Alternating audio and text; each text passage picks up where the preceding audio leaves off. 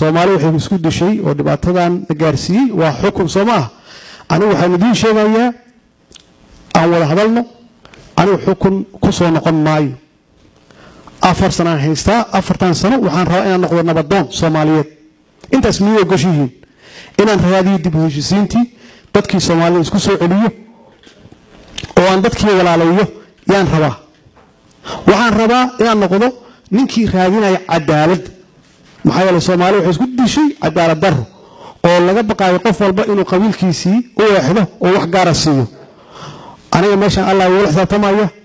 4 sano joogaya mana isoo sharaxayo nomination daba qaadan maayo dad ka rabo hunguriyeenayo waxba hay jijiidin hadhow idinka imaan doona meeshan ay igala shaqeeyay aan igala dhisay meeshan waxaan ahay aniga madaxweyne dastuurka ay siiyay waa lay doortay internationalka ay ugu yaqaan laakiin waxaan rabaa inaan noqdo nabadoon idinkana nabadoon la noqotaan oo aan raadino dib u heshiisiin dhab ah wajigii hore waa bedelayaa marka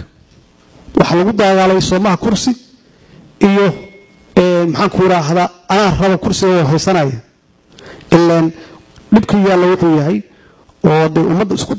ku dagaalaysa waxa way qofkii kursigaas qabta shaka laga qabaa ama ku xoogaysta ama hadhow ka aarsada ama dhibaatada sii badiya wax la mid marka qof walba wuxuu isku dayayaa inuu lugta hayo marka ninkaas uu dhaqaaqin marka that's why I work aysan xukunkii jira ama xukunkii meesha taga inuu lahaado mucaarad fara badan ama shakhsi ha noqoto